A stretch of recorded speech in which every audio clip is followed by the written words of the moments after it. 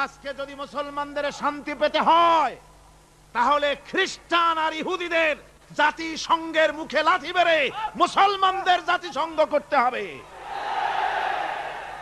বিশ্ব শান্তি প্রতিষ্ঠার জন্য আল্লাহ রাব্বুল আলামিন স্থায়ী পরিকল্পনা দান করেছেন। রব্বুল আলামিন বলেছেন, তাআলাউ ইলা কালিমাতিন সাওয়াইন বাইনানা ওয়া বাইনাকুম আল্লা না'বুদা ইল্লাল্লাহ।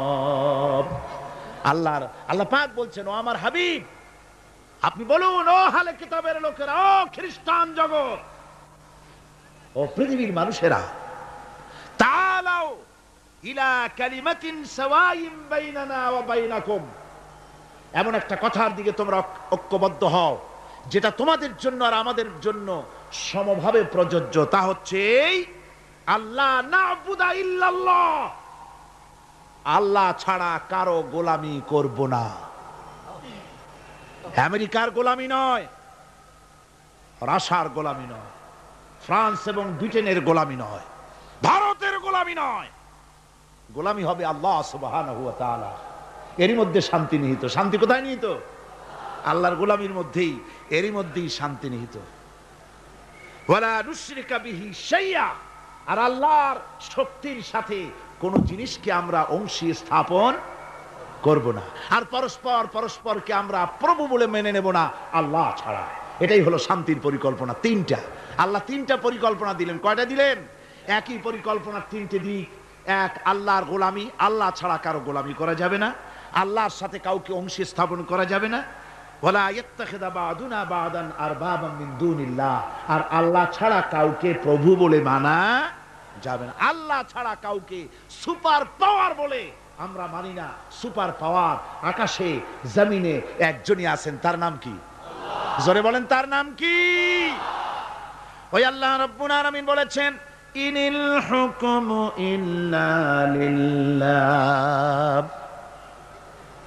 হুকুম, আইন একমাত্র আল্লাহরই চলতে পারে, মানুষের উপরে আর কারো না। আলা লাহুল খালকু ওয়াল আমর, সৃষ্টি যার, আইন চলবে সেই আল্লাহ রাব্বুল আলামিনের। মানুষের এই কথা কেন আমাদের মাথার মধ্যে ঢোকে না? আমাদের মাথার মধ্যে এই কথা আসা দরকার। এই পৃথিবীতে কই একটা গরু তো আর একটার গরুর আইন মানে না।